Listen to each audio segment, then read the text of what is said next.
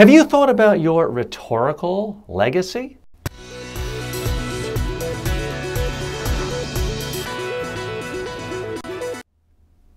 By rhetorical, I just mean speaking, stuff you say. One person who has an incredible legacy is the painting instructor Bob Moss. Huge recent profile in the New York Times about his legacy. This is the guy you may remember from public television from a while back. His stuff is still on. White guy with like a really big bushy afro, and he teaches people how to paint. Now, I was never a fan of the show, but certainly anyone who's watched TV in the last 30 years has seen him if they stumbled across PBS. Well, fascinating portrait of his legacy in the New York Times, and I'm linking to that story in the show notes that you'll find at MediaTrainingWorldwide.com. But here's what they found. The guy has been dead for 20 years, and yet his audience appears to be growing. He still has a show on PBS, the reruns. There have been tens of millions of views of his on YouTube. His Twitter following is many, many, many tens of thousands, a lot more than I have. Again, he's been dead for 20 years. What are we to make of this? He, by all accounts, wasn't the most telegenic person, stereotypically good-looking. He wasn't the best painter. In fact, serious paint critics really didn't think much of his painting. But he had a passion for inspiring others to paint, and he was able to teach them various steps of painting, and he shared that passion by speaking. So my challenge to you is to really think, rather than waiting around to become so famous that someone wants to publish your memoirs, why wait? Whatever it is you do, whatever you think you're the best at, why don't you create a video? If nothing else, for your family members. Now, there's long been this tradition of sort of vanity memoirs, and these days people don't need to hire a publisher. They can just type it up and email it to family members. But why not go a step beyond that? Wouldn't it be nice for grandchildren, great-grandchildren, future generations to actually see you, hear you, listen to you, get a sense of who you are? No matter how great a writer you are, I'm not convinced that for most people, a video of them speaking wouldn't be more powerful to friends and family of future generations.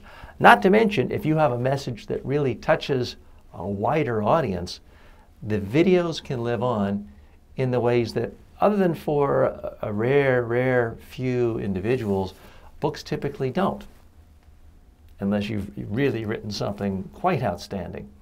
So that's my suggestion to you to think about, and it's something I think about. It's one reason why I've revamped my own program here, and rather than doing 5, 10 videos a day, and really streamlining on just one good show a day, because I'm looking to create something that I think will stand the test of time and create a legacy. So please give it some thought. Today's program is brought to you by Media Training Worldwide. For all of your media and presentation training needs, go to the website. By the way, if you haven't done so yet, pick up at no obligation access to our online public speaking and media training course. Just go to MediaTrainingWorldwide.com and you'll be sent a comprehensive online home study kit on how to be a better speaker and how to speak to the news media more effectively. So again, it's 3Ws.MediaTrainingWorldwide.com. Very easy to check out. Body language tip of the day is, those of you who've become regular viewers know, every single day we give you at least one body tip. Now, I'm going to give thousands and thousands of body language tips in the shows to come, and have over the last 10 years in this format. But if you had to ask me just one, or if you forced me to give just one piece of advice to people on how to be more effective with their body language, and if I really had to narrow it down to one word, here's what it would be.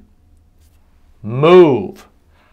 That's right, move. The number one problem most people make when it comes to body language, it's not the proverbial crossing your arms or looking down or twiddling with your fingers or moving your hands wild and crazy. The number one problem most people make is freezing. They freeze their body too much. You need to move in order to look more comfortable, confident, and relaxed. And in future episodes, I'll be giving even more specific details of all the different ways of moving. But keep in mind, this idea that it's professional to stand in one spot, hold your hands, complete nonsense. Comfortable, confident speakers move when they speak, and that's one of the reasons why they come across as comfortable and confident. In today's crisis communications spotlight, we may have to give a permanent record or shelf space to Volkswagen. They continue to make blunder after blunder. They are soiling their reputation seemingly every single day. Interesting article in the New York Times, the Street.com, about the current debacle with Volkswagen. It points out that the market capitalization for Volkswagen since their revelations of cheating on their diesel emissions, the hit to their market cap has been 30%. They've gone from north of $100 billion to $71 billion. So people ask me all the time, TJ, how do you quantify media training, crisis communications training, public speaking training? Well, there you have it, $30 billion. If you can't communicate to the public what you're doing, it can cost you $30 billion. Don't take my word for it. Look at thestreet.com. Look at the quantifiable data on their market cap. Now, what Volkswagen continues to do is be behind the curve. They're constantly reacting. There's always another bit of bad news to come out. It's coming out in dribs and drabs. Other investigators are poking holes. That's the worst possible way. Crisis Communications 101 is if something does happen that's bad in your organization, you should be the one to reveal it, get it all out in one day, and wash your hands of it. Answer all questions. But this idea of parceling out, here's a bit of bad news today, here's another crumb tomorrow, here's another bit tomorrow, and stretching it out over months, it's just a textbook example of everything not to do.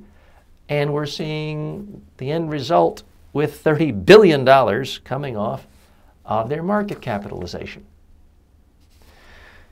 Now, TheStreet.com quotes Hans Hurt. He's the head of responsible investment and an activist investor for the Hermes equity ownership. Here's what he said.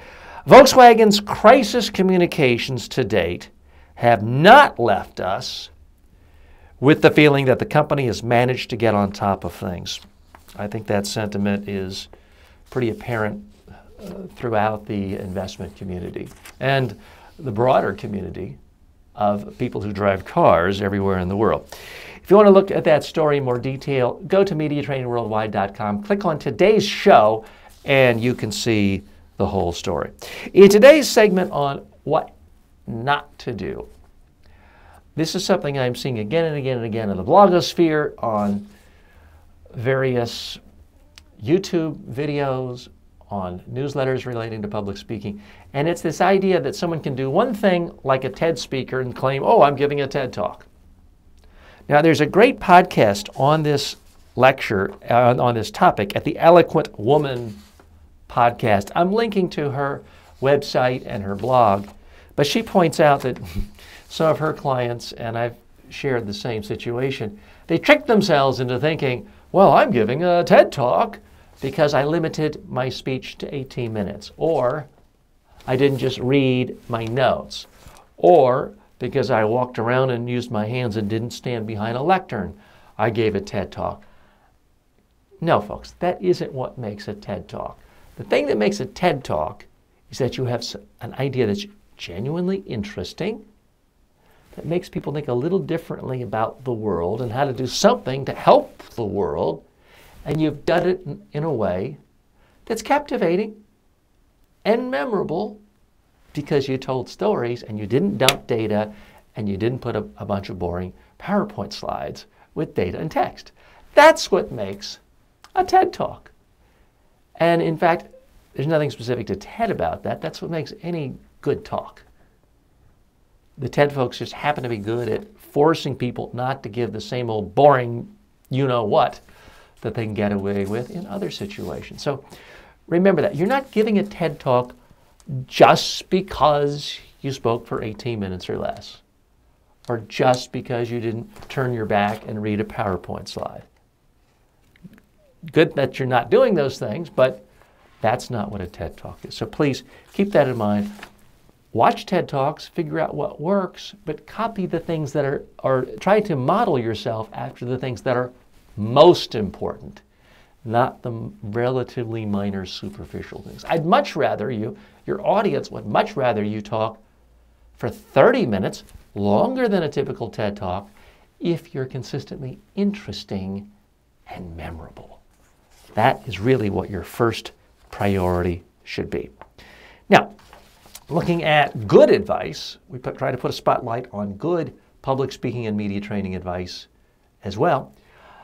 This jumped out at me from a fantastic website called mediasmart.com. They have an excellent podcast as well. They point out that there are several things that you can do to drastically annoy reporters. One of them, not getting back to them in a timely way when a reporter calls. So many, it just strikes me as bizarre. So many of my clients, people who are nice people, care about communications, care about media relations to the point where they spend a lot of money hiring me, hiring PR firms, but then a reporter actually calls and they're like, not sure we really want to opine on this topic. Let's wait 3 days to return the call. Well, all you did was annoy the reporter, make them dislike you, make them a lot less likely to return your call when you want them for something. Now, folks, I understand if you're in the hospital, you're about to get open heart surgery, you're about to deliver a baby. Okay, fine, you can't return a reporter's call instantly. But for anything else, make it a top priority if you care about your reputation, because that's what the media can do, is they can build, help, or tear down and hurt your reputation. So call them when it's convenient for them, which is right now or in the next 5 minutes, not when it's convenient to you. And that's really what you need to know about not to annoy reporters. Folks, as I mentioned, this is brought to you by Media Training Worldwide. Go to the website mediatrainingworldwide.com and sign up for our free, no obligation online media training or presentation training course today. It's one click away. You can start learning how to improve your public speaking skills. Now, question from the audience. The question for the day that I receive from time to time from you and others is, when giving a presentation to a relatively small group, let's say a board of directors, let's say it's a boardroom situation and you are in with 10, 12 people, is it better to stand or to sit? Now, I've always weighed in on this debate by saying, all things being equal, I would highly recommend that you stand. When you're standing, it shows you're confident. It's easier for people to see you. You can move, you can gesture. It's easier for people to hear you. They don't have to sort of look around the person next to them. It shows you think this is important. Now, there are exceptions. If you're talking to 1 or 2 people, well, then it would be a little weird to stand. But if it's more than 4 or 5, I would err on the side of standing. Now, that's how I've always weighed in on the debate. The good folks over at Distinction Communication actually did some research on this, and I commend them. They conducted a study. They brought in an investor pitching for money, put him in front of a bunch of investors. And what they found is when he sat down and asked for money, gave the business pitch, 58% said they would, in fact, invest money with this person. Then they recreated the whole scenario, same pitch, same scenario. All the variables were presumably the same, but the person giving the pitch, asking for money, was standing. And what they found in that situation was that 79% said they would invest. So from 58% to 79%, and all you have to do is get out of your chair, Folks, that is what is true. I hate to use the cliche, but that is a no-brainer. Stand up. I don't know if this study could really stand up to the rigors of, double-blind, scientific, random, but this is still enough for me, and it's enough for me. Common sense, my whole career has told me, you are better off standing when giving a presentation, unless there are only 2 or 3 people in the room. Even if the people before you and after sit down, you stand up. I really don't think you can go wrong. Okay, now time for other questions from you. This comes from our Facebook page. Full Go writes in, speaking is one of my biggest passions, TJ. Many people see it as a skill, but to me, speaking is one of the highest art forms humankind knows. I would like to know about moving and gesturing during speaking and breathing. These are the issues I struggle with. Could you do some videos about them? Well, Full Go, thanks for writing. I partially agree with you. The greatest speakers in the world do elevate things to an art form. They can have you on the edge of your seat. They can have you crying. They can create an experience of such emotional intensity you never forget. But that's not what most speakers do. In fact, that's not what even most great speakers do. Here's my problem with calling it an art form. It lets everyone else off the hook, say, well, I'm not an artist, so I can't speak. I think anyone can be a great speaker. Now put it this, let's have a basketball analogy. Not everyone can be Michael Jordan or Kobe Bryant. You could practice 20 hours a day from the time you're 2 years old. Most people, myself included, would never make it to the NBA, much less be a star like Michael Jordan or Kobe Bryant. But I believe with public speaking, everyone can be great. It's as if anyone who worked hard enough could get into the NBA. That obviously isn't the situation with basketball, but I do believe it is the situation with public speaking. Now, you mentioned moving, gesturing, breathing. Those are all really, really easy things to do. And we'll be covering all of those issues as the show continues. But the biggest thing is move, as mentioned in an earlier segment. Move your hands, walk. You have been walking and talking since you were 2 years old, most likely. So it's not really a difficult new skill if you've been doing it since you're 2 years old. Breathing. The key to breathing, pausing. If people are talking and they're going through their whole notes and going through the PowerPoint and they can't wait to finish this, that's when they run out of breath and have to gasp for breath. So that's the big problem for breathing. Again, you've been breathing not since you were 2 years old, but your whole life. The second you were born, you were breathing air from outside. You're breathing it from the inside, I guess, when you're not yet born. But you know how to breathe. You've been breathing your whole life. You just have to not start doing weird, strange things like speaking and not pausing.